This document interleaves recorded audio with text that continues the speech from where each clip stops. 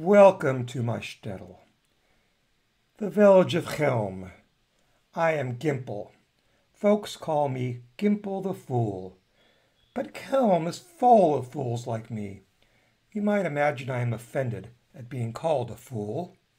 Nonsense! As the good book says, it is better to seek counsel from a wise man who thinks himself a fool than a fool who thinks himself a wise man. Not everyone here considers himself a fool, though. Some folks take themselves quite seriously. For example, I want to tell you about my friend Yitzhak, the feather merchant.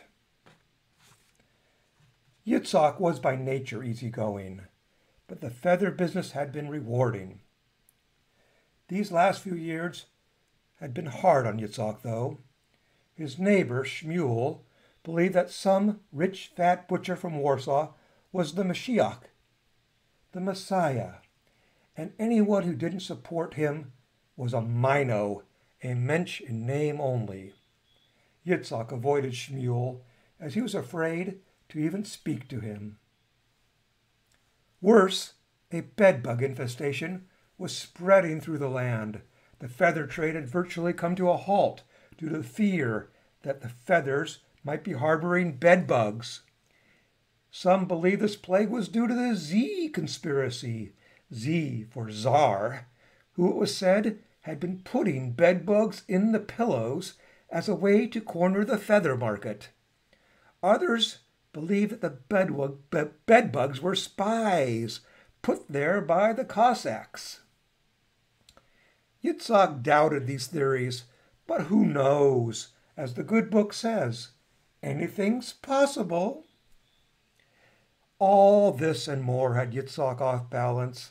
Sometimes he'd be full of grief and cry uncontrollably for days on end, not knowing why he was even crying.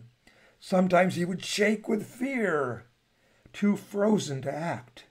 Sometimes he felt that those who thought differently than he were stupid and dangerous, and he would fill up with anger and hatred, but mostly he just felt weak and depressed at his inability to fix his own life. One day, while walking home, lost in these thoughts, Yitzhak lost track of where he was and began to just wander aimlessly. That's when I saw him. I greeted him. "Guten Morgen, Yitzhak. What are you doing over here?" Yitzhak, aroused from his inner confusion and sensing in me a friend, confessed his distress. "Oh, Gimple, I'm just so meshuggah crazy. I'm sad, I'm angry, I'm fearful, all at once. I feel hopeless." I told him, "The Reb Emmett is a man of great faith. Maybe he can help you. His very name means faith. Let me take you to his house." Well, Reb Emmett invited us in and listened to Yitzhak's story. He stroked his long beard and thought for a good long while. "Yitzhak, the world is spinning too fast. Changing too much. You must slow it down. Throw a wrench in the works. Plug the hourglass.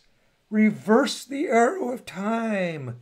Turn back the clocks of time."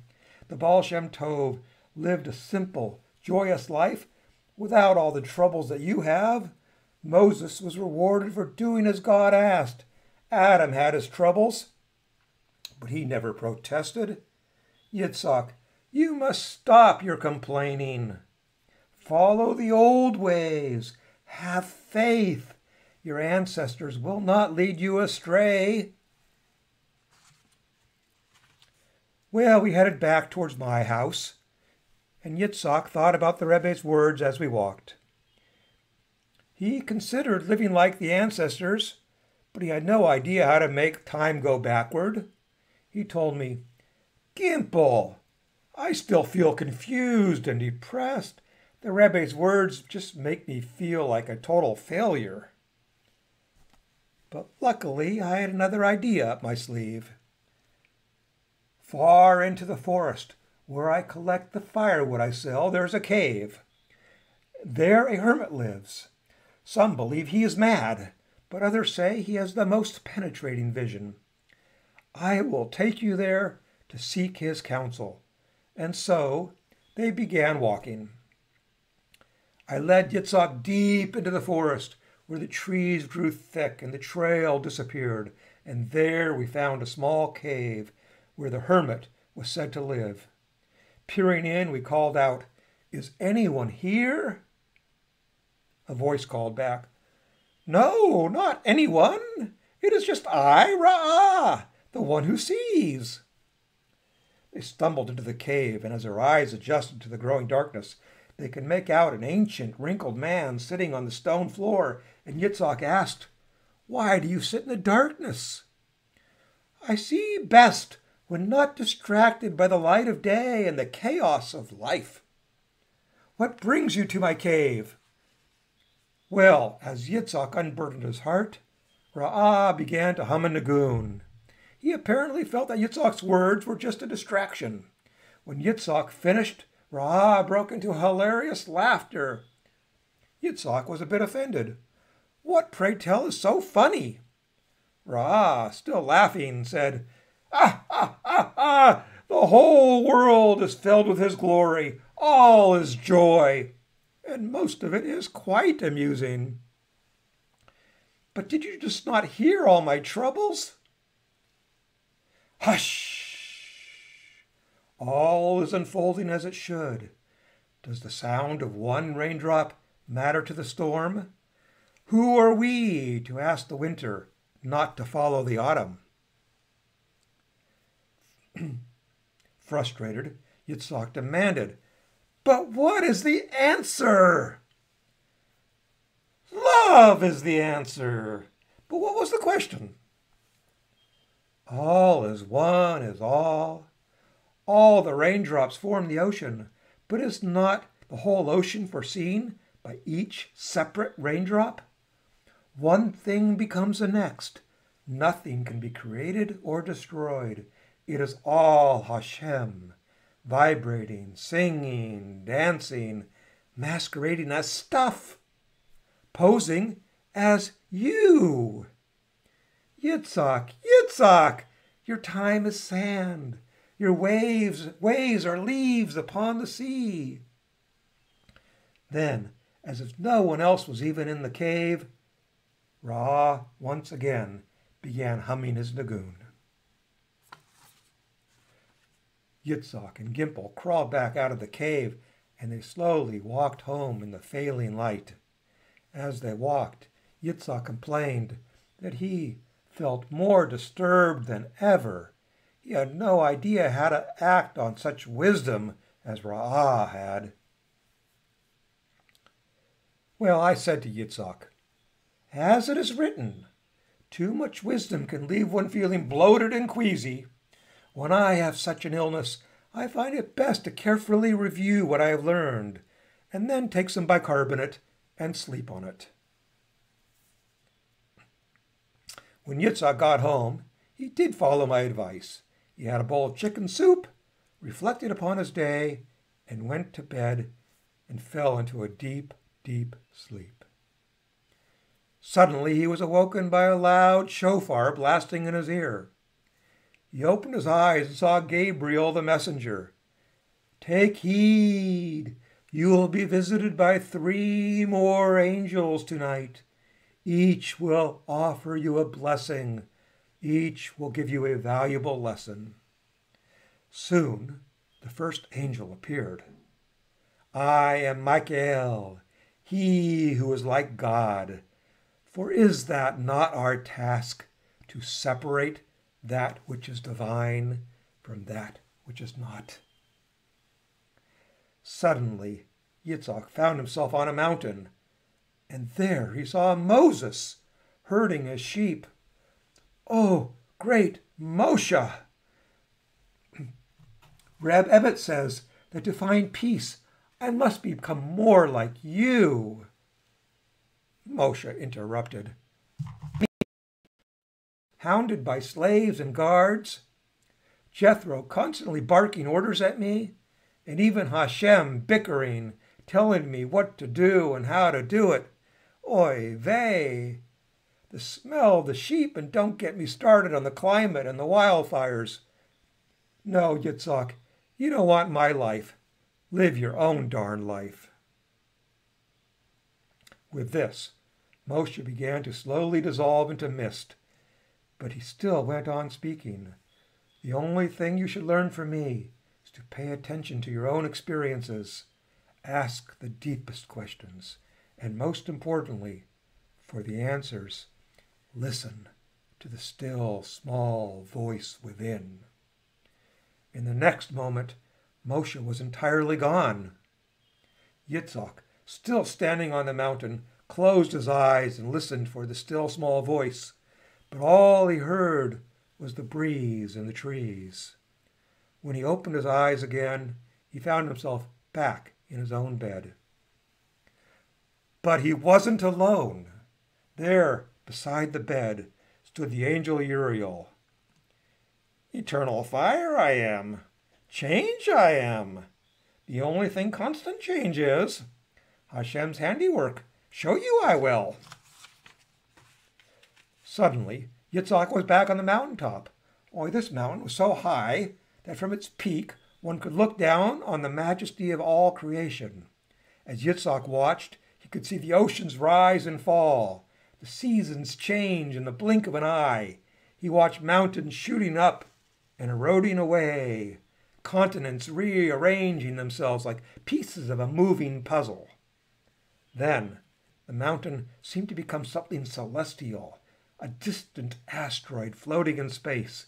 As the two of them looked out, they could see clouds of gas swirling and condensing, galaxies colliding, suns and planets formed and dissolved out of an endless debris. There was no center. Nothing held still. Yitzhak was dizzy. One thing caused the next, and the first was consequence of what came before. What was a human life in the midst of such chaos? Frightened, Yitzhak cried out, "Am I just a cog in a huge machine?"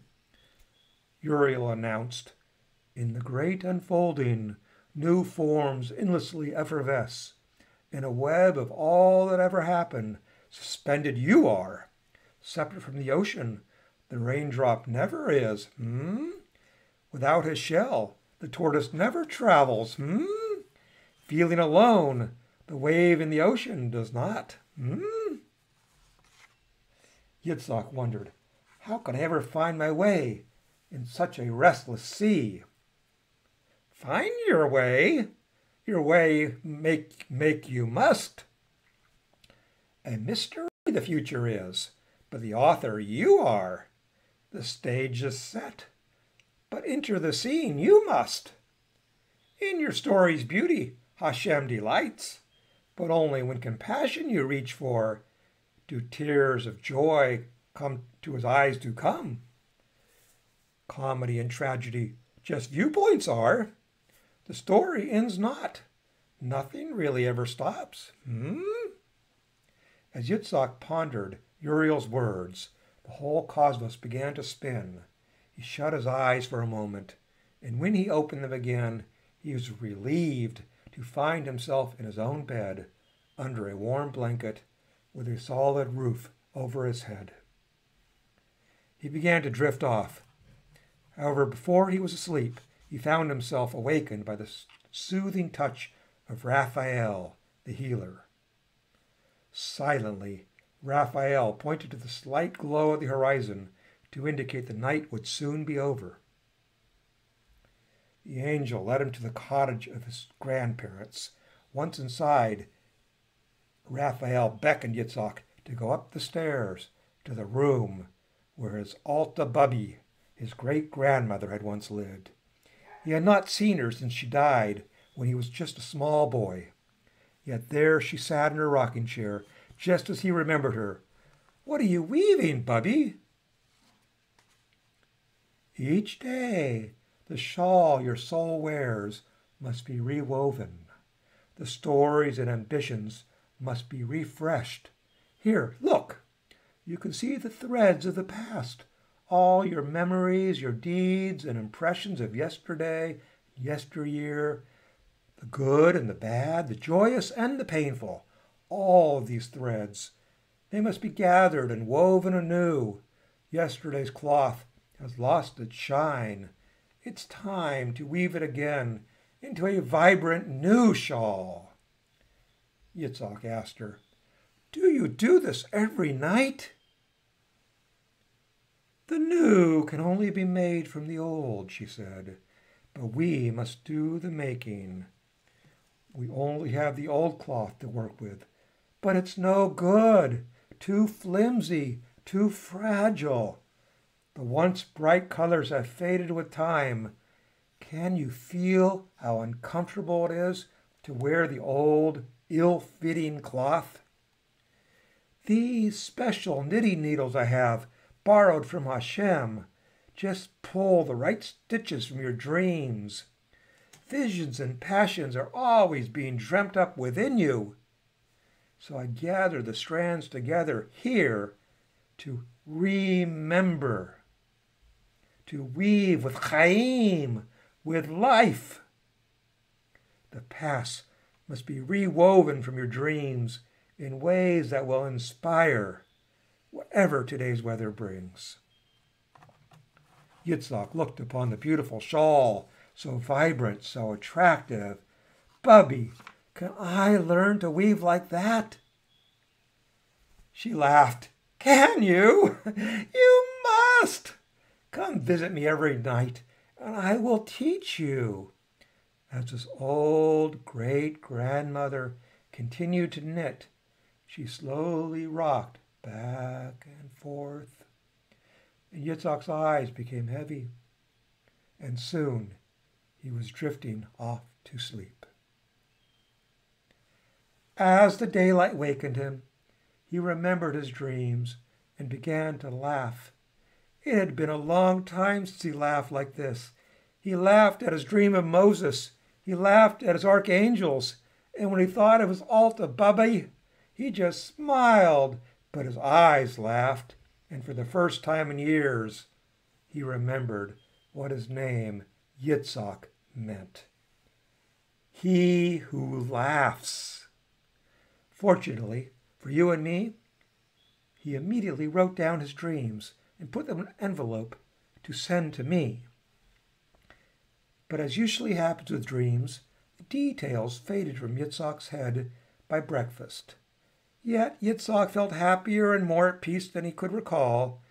As he put on his shawl and prepared to face the day, he felt surprisingly rested and renewed, and ready to do what he could to make the world a better place.